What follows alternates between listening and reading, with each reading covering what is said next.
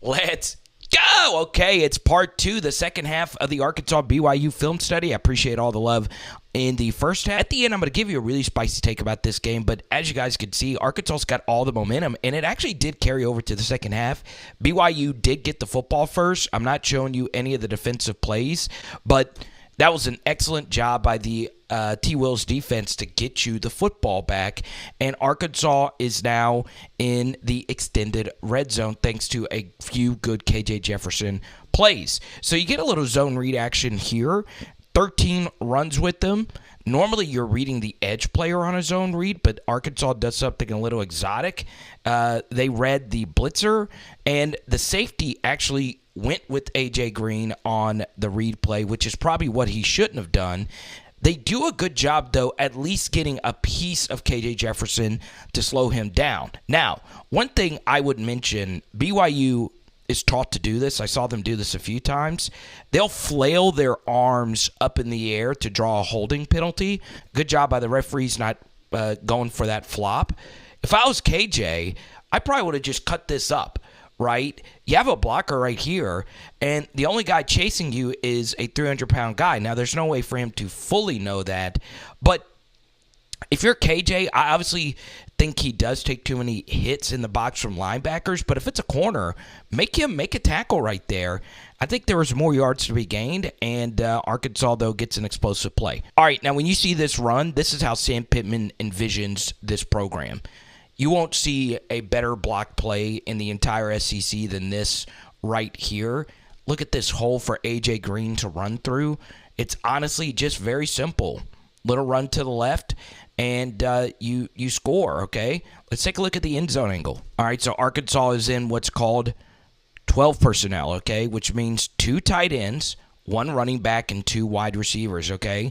Now, if you want to learn more about film, I'm not a coach. Obviously, I don't know all the play calls or anything like that. There is something that you do need to know, I feel, if you are a football fan trying to gain your knowledge, is the personnel groupings, okay? Arkansas in 12 personnel right here. Good double team right here by Bo Limmer. Brady Latham, who had an awful game. Best play of the night for him. Look at him getting this movement on this true nose tackle and sealing him. Bo Limmer off that double team gets to the second level right here. And is that holding? I don't know, a little bit of a bear hug. He's not really grabbing onto anything. I'm okay with letting that go. And, yeah, A.J. Green gets through there. Perfectly blocked run play. And I think out of A.J. Green and DeBinion, Green is clearly the better back. Boom! Looking at you. Arkansas fans, wake up. It's not as bad as it seems, okay? And I'll tell you why in just a second, okay? You know, there's been a big discussion about the transfer portal, if it's good or if it's bad. It's good if you're Arkansas, right? Because, look, this is a former 5-star from Georgia who made a good play on first down, Singletary, and you'll see him do the same thing here on 3rd and 8 to get off the field. Once again, a really good play on first down. I didn't show it to you. I know it's a little pixelated right here. Look at that coverage, right? All right, so you get the stop. Arkansas was able to get a first down on a nice little run to the left side with DeBinion. And now, guess what? On the previous play, BYU showed you this look, and you ran a play to the left for a first down. This is excellent play calling right here by Dan Enos, because guess what he does on the very next play versus too high? He's taking a shot down the field, okay? Now, even though this look isn't good for explosive plays, one thing you can do versus too high coverage is run deep in breaking routes, and that's exactly what you get right here by Jaden Wilson, okay? Remember, he missed that block in the first half.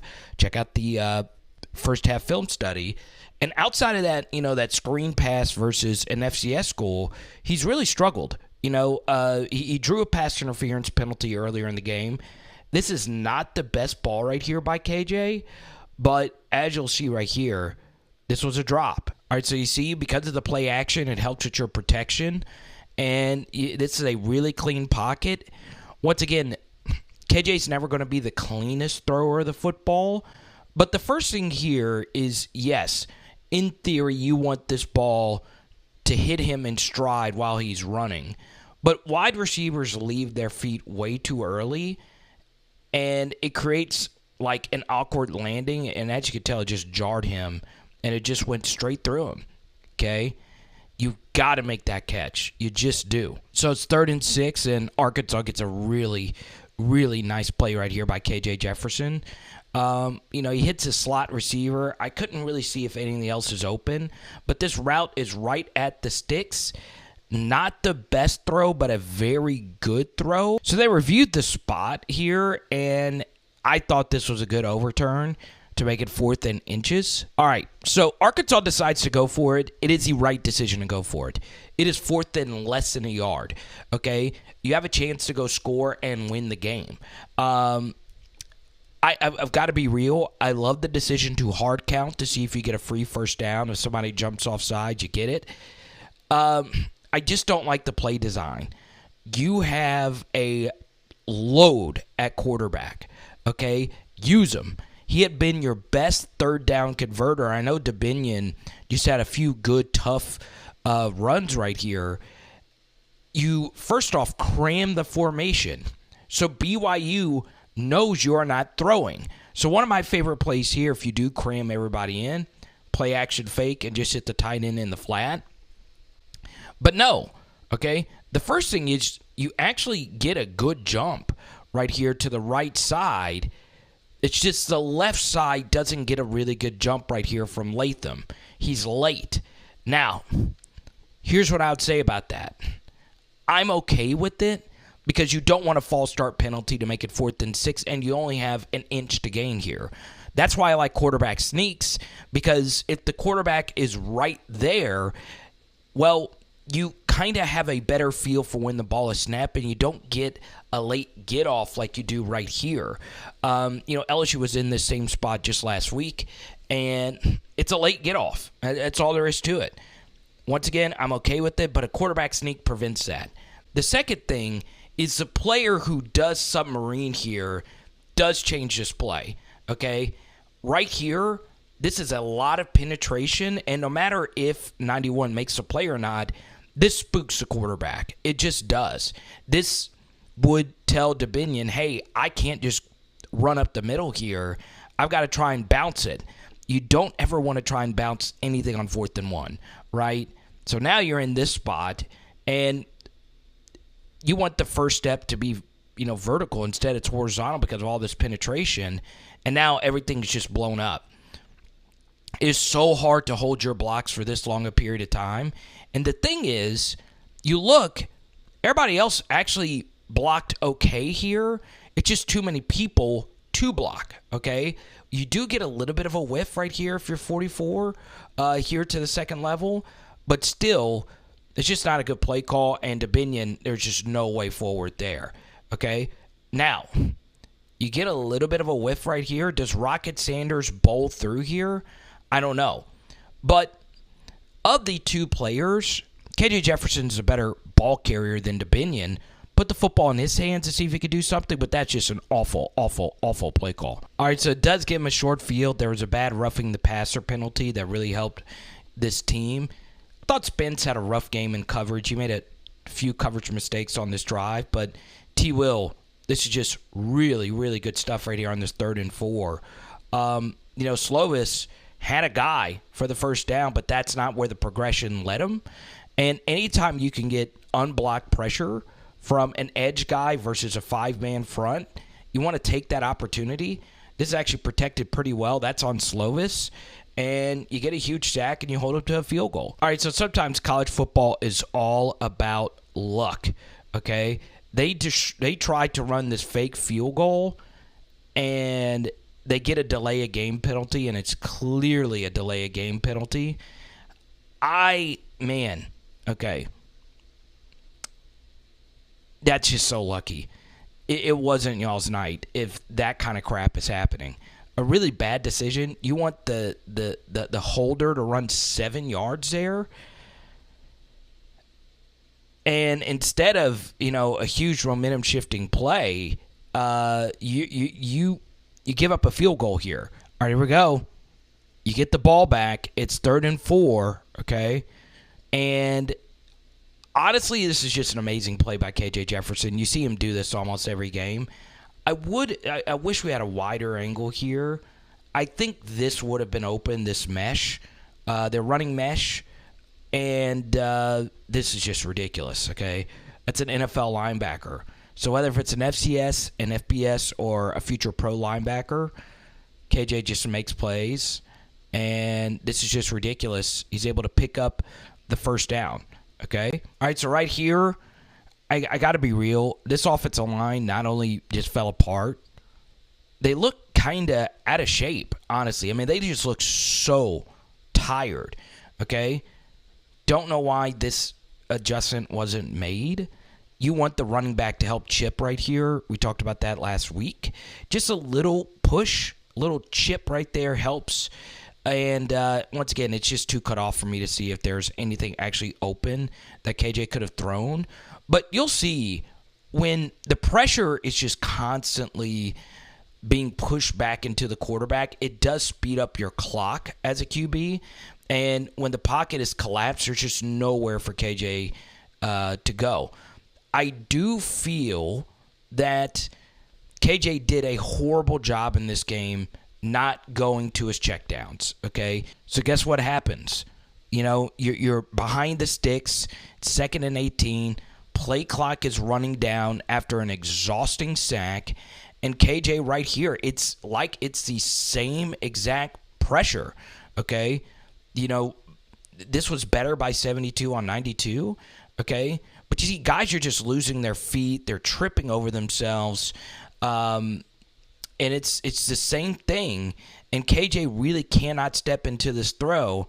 And all you have to do here is just hit your check down, okay? Just hit it, all right? If you just throw it right here, you're getting back to the original line to gain. And then guess what? It's 3rd and medium or just 3rd and more manageable, okay? This throw was there, all right? And this would have been an NFL-level throw up and down over the backer, but because you really can't step into it, you know, you really got to be able to step into this throw to get it up and down to Haas. And you'll see it right here, okay? As you can see, KJ's dinged up some. He's got some kind of knee tape. That's probably just a minor cut.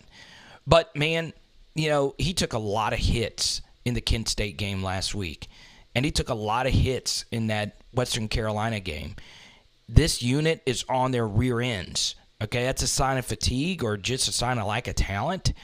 And you see, he still, to me, had an opportunity to just step into this, but 94's kind of into his lap as well. Just hit your check down and live to fight another day, okay? It's just not good quarterbacking at all. I do like the audacity to try this throw. It was there, but I mean, you really got to get that thing up and down. I mean, that's tough. That's really, really, really tough. I mean, Drew Brees was a master at that. But then again, you know, he's Drew Brees. KJ's not that level of passer just yet. So now all the momentum's back to BYU side of things. And the great offensive coordinators always leave a play for the second half that the offense had not quite seen up to this point. And this is one of them, okay? BYU's offense is very much based on the guy you don't expect to get the football is actually the one who does get it, okay? This motion man, you would have never have guessed pre-snap that he was going to get the football on a throw.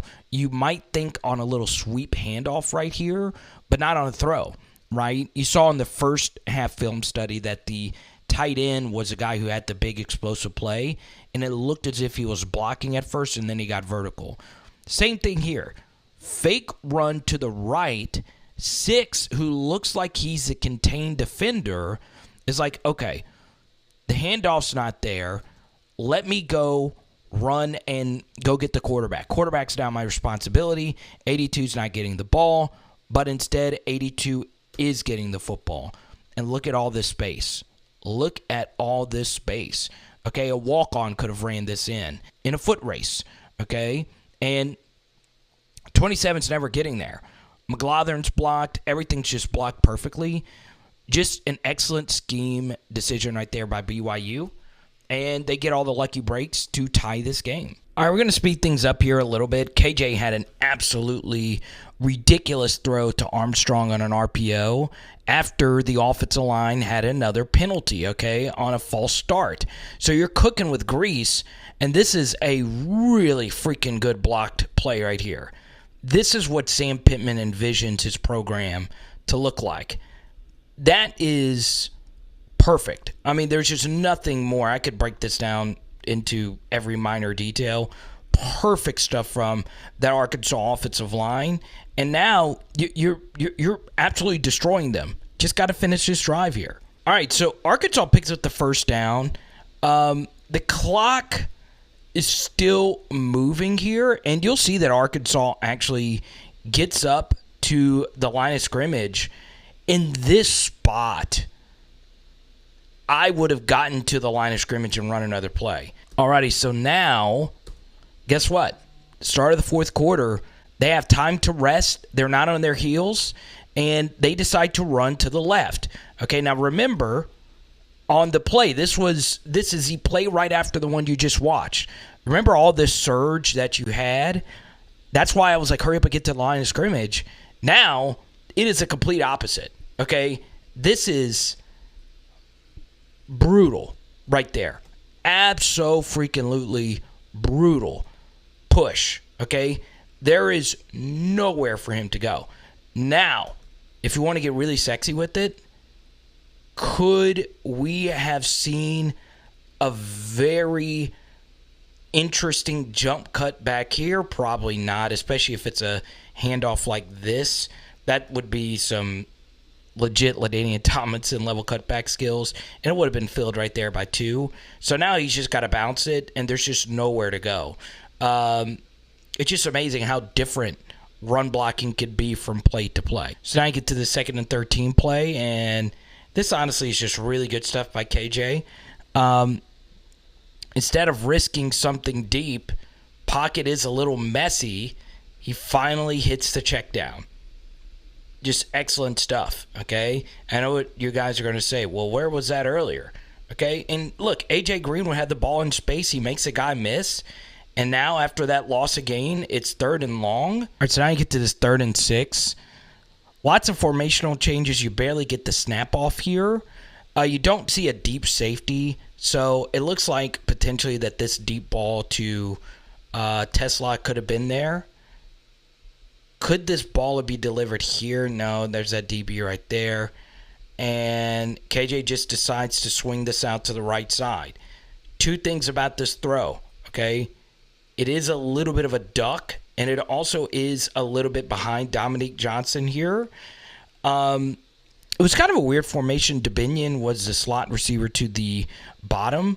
And even though it's behind this running back, you need to make something happen here. It's one-on-one, and 5 just dominates him right here. Okay, not the cleanest throw, and I mean that's as good of an open field tackle you're going to see. All right, so much of college football comes down to just you making a play. Okay, so Arkansas misses a field goal, and Dominique Johnson couldn't make the defender miss in the open field. Okay, you're actually getting some decent pressure right here. So you're getting nothing off the left side, but eventually you do get an unblocked blitzer coming from this level, and guess what? You get exactly what you want. On 3rd and 10, anytime you can get a receiver to catch the football with his back turned to the goal line, 7 yards before the line to gain, you'll take that all day. It's just you've got to make this tackle. I mean, this is such a massive miss, okay? And look, I have done so many videos and topics on the undershirt, okay? You don't want to grab the undershirt, okay? Grab the jersey, if anything else. And I actually think that that's what actually hurt Lorando Johnson here. And I think there will be an off-season discussion this year about undershirts. If you're grabbing the leg or anything else, this just rips off. Players are always going to be able to rip out of that. And either way, you got to make that tackle. Or at the very least, make it a little bit more difficult of a play so you can allow the other players to get there. huge because if you stop them there, they punt. And obviously this is where things begin to fall apart. They start taking a shot here. This is just a really good throw. And McGlothern, he turns his head to look for the football, which is obviously really good. Sometimes you just get beat. Okay, was it the best coverage? No. Was he late getting up there to make a play on it? Yes. But they make an explosive play. That's why you got to get off the field on third down. And then, of course, this is a play of the game. Nice little orbit motion right here. And, two obviously had the big fumble earlier. And they actually passed this off okay. And 8 was right there. He opened up the gate, though. And 2 is able to make this play. Look at that throw over the sitting corner. And you're just going to lose if they're starting to make plays like that. That is absolutely ridiculous. Have a day, number 2. All right, so I was asked about this play in particular, okay? Now, this is the first play of the drive. So the referee actually blew this play dead because the rule is you are allowed if an offense makes a substitution, the defense is allowed to make their own substitutions as well. The issue with that is the referee signaled to play. The play clock is all the way down, and this is the first play of the entire drive. So there was no substitutions by Arkansas, at least from where I saw it. Maybe Arkansas went out there with the group, and then they took some guys out, and then you got to allow the defense to sub in. But the issue is the defense did actually sub in, and they do have 11 players on the field. So 5 isn't running off the field.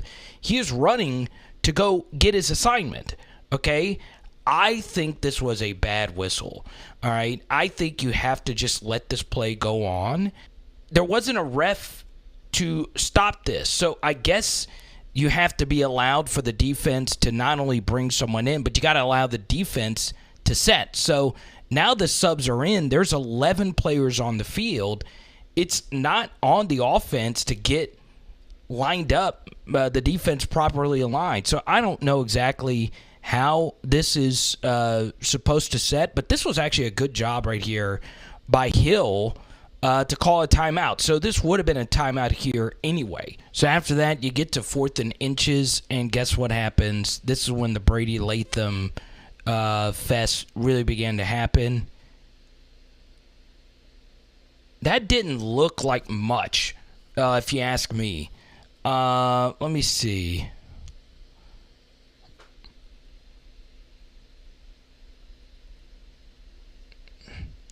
Man, I don't know. That didn't look like a whole lot. Honestly. I mean, there was some pointing right here. But normally, if it's a pretty egregious false start, you could see a little movement here. Like a little budge. But that didn't look like much right there. If that is indeed Latham at left guard. But either way, it didn't look like a whole lot. So now it's 4th and 6. All right, so defense steps up, and you get the football back after a punt. Okay? You get to here, and let's see what happens. So it's just a simple run play to start things off. They brought a safety into the box late. A lot of dancing around, not a whole lot of yardage, so it's 2nd and long. All right, so it's 2nd and long, and you're running mesh. You decide to hit the rail on the mesh, and it's dropped. All right, so now it's 3rd and long, and man, this is on to Binion in a major way. The first thing is nobody's getting open. They're in too high. You can't really see the other safety right here. Let's bring it back so you can see them. So they've been playing their safeties very deep in this game, okay? It's 3rd and 7. So this portion of the field is where you should attack, okay? This deep portion is going to get cut off. This deep portion is going to get cut off. So they're daring them to throw the football up the middle. Looks like they're running some variation of a scissors concept. And it gets cut off. So there's no way for me to see if anything's open. Haas has stepped down at the sticks right there. That's not open because defender just sank in. The issue here is they elected to get exotic here. Okay, this is a very light package. I know this sounds crazy, but I actually don't mind just running the football on this. Knowing that it's 2 down territory here, and this blitzer is coming from, smack over here, and Dominion has got to pick him up, all right? And he just, this is not good at all right? In theory, you want him to go to the inside of you, pause. But, I mean, if you're KJ, you're going to get spooked by that. I mean, that's just, when in a game on the line, you've got to do better than this. He slips. He had a drop on the play before. It was a difficult catch. And now KJ has a really fast playmaker who made that huge tackle earlier in the game, and he strips it, okay? Once again, I'm not sure if anything was open down the field. It's tough to see. KJ can't take a sack there still, and he also just can't fumble the football. But 5 very well could have been the best player for them all night. That is such a massive, massive, massive play right there. Could have been fit into Tesla. Well, if he just threw a pick trying to get a ball up and down, you might not want to throw it there, okay? Still, that's just an excellent play by 5, all right? And the truth is, not only did BYU get the breaks, they also hit all the explosive plays in this game too. So Arkansas catches a little bit of a break. Somebody was hurt, one of the offensive linemen. I thought that meant under 2 minutes an automatic 10-second runoff if the ball is in play. I might be totally wrong on that. So Arkansas catches a little bit of a break there. So now it's 2nd and 11, and KJ, God, this camera work is not the best, throws an absolute dart right here for a first down. Okay, 13, Wilson makes a really difficult catch. So now you're cooking. All right, on the very next play, I want you to see this throw. Good job by Chamblee, okay? Once again, he loses his feet. Once again, it's a sign of fatigue. Look at this throw, though, by KJ. He's got to get it up and down over this flat corner, and look at where it was placed. That is abso-freaking-lutely ridiculous right there. Good stuff from KJ. All right, Superman on the very next play, protection breaks down again. And this time, this is not the worst rep right here by Latham at left tackle. It's just the pressure up the middle is just so immense right here, okay? And KJ just finds a way to get out of it. I couldn't tell if there was any open receivers down the field. And now KJ's off to the races, okay? And once again, he's got to make a guy miss right here to – this is ridiculous quarterback play. It really is. And he's able to make him miss to get the first down to stop the clock. And he almost made another miss. And, God, that's just such a clutch play right there. So they called Latham on a holding here. Let's see if there was holding. Let's see. I don't know about this. 1st and 25 after a Brady Latham false start, so back-to-back penalties on him. And KJ's just got to make something happen. I mean, right here, good decision to just hit your check down and live with the results. Could have seen more of this earlier in the game. Yeah, you would have liked to. Their pass rush was really good, though. Give them some credit. Now you just need Dominion to do something special.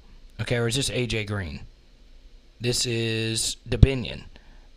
And no, he's not able to make a miss. Okay? It looks like they just ran all verts here. So he's running a go. Haas is running a go. Go right here, go right here. And I think KJ makes a smart decision here to hit the check down. Once again, just a lot of penetration, okay? This is a stunt. So he's going to the inside, and it's one-on-one versus Latham again. And that's just a really good rush by 10. There's just too much pressure, and good job by KJ just getting this thing out. And that's a good incompletion. All right, so 3rd and 18. And once again, Now, that was a hold. And that's the worst drop pick to end the game I think I've ever seen. I've seen some bad ones. Oh, my God. Oh, man. So, Satake, there was another hold, as we just mentioned, and he decided to decline the penalty. I don't know if I'm declining that one. I understand one down here, 4th and 18, but that would have made it what? The hold would have happened right here, so that would have made it 3rd and 30, which I don't know. So Satake declines a penalty. I don't want to get into a discussion about whether that was a good idea or not.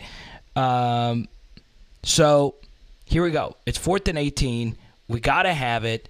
Protection is better. It's good right there from Rashad Dubinion. And this is just really good across the way. Okay?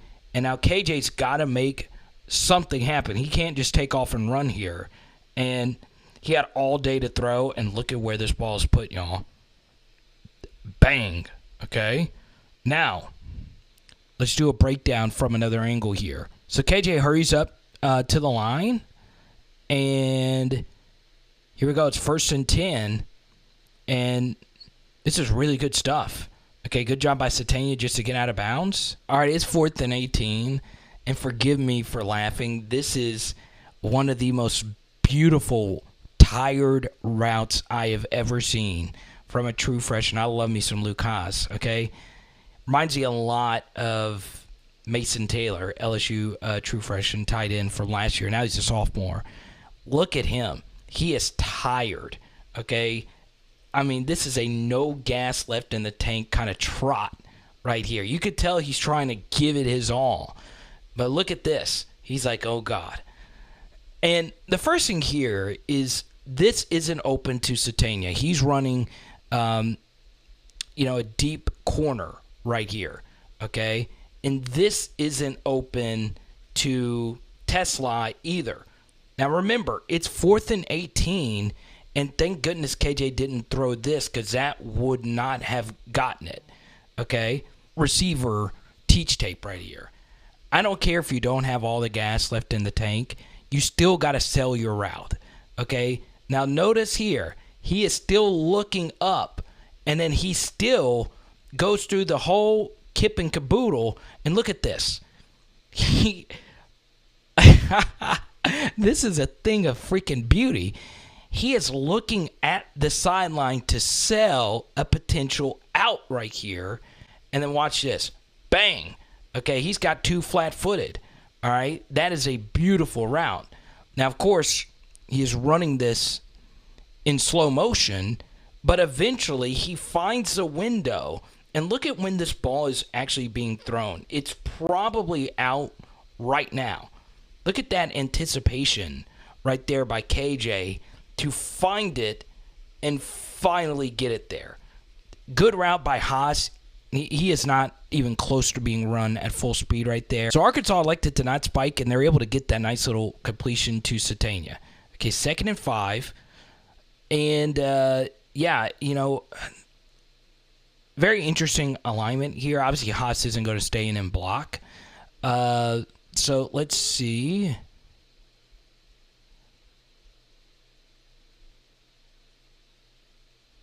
Okay. That didn't look open. And the protection breaks down again. All right. First thing is this just gets blown up right here. Okay. 75 whiffs, and you finally get him to the ground. Latham, of course, is just falling apart. They call it holding right there. That is holding. There's just no doubt about it. And Latham was just so costly on this drive. So now KJ's just got to throw it away and live to fight another day. I mean, that's just going to be. They're just going to call that. It wasn't the worst thing I've ever seen, but I mean, you got to call that. All right, final play of the game, and is typical Hail Mary time. And Latham again. I mean, there's just nothing you can do about that. And the thing is, it's one thing to get beat, but everybody else got beat. KJ's always going to make one rusher miss unless it's just straight up the middle, and even then he's able to do that some. Okay, he can get off of one guy here. It's just, once again, I promise you, I'm not some super-duper film expert. I'm no Ted Wynn or anyone like that. But I do take this seriously. I'm telling you right now, I have never seen an offensive line on their asses as much as Arkansas. Okay? And it's amazing, right? If you get a decent block right here, KJ is able to get out of at least that first guy. He can magically get out of that. I've seen him get out of that right there. It's just this that he can't get out of either. Offensive line was just horrible. And obviously that's your game. And that's ridiculous by KJ to even give it a shot there. That's some good stuff. But it's over. Okay? It's just over. And now it's just circus. And eventually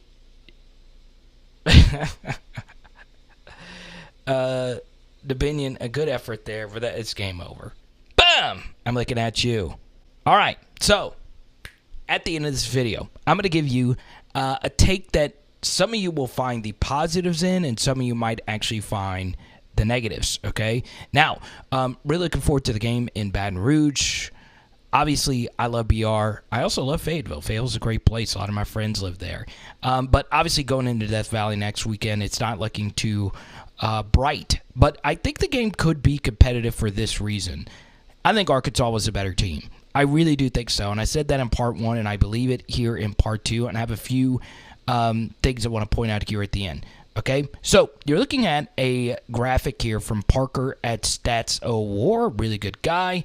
And as you'll see right here, Arkansas was one of 5 losing teams in college football that had a better success rate than the team that actually beat them. Now, I won't get into what all success rate actually means. You're looking at more basic statistics here.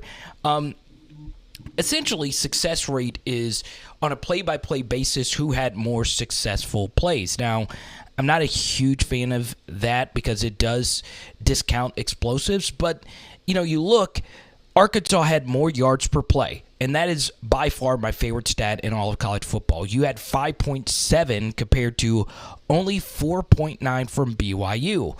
So why was BYU able to score 38 points? Well, it was the turnovers, okay? KJ Jefferson wasn't at his absolute best today, forced a lot of things that weren't there.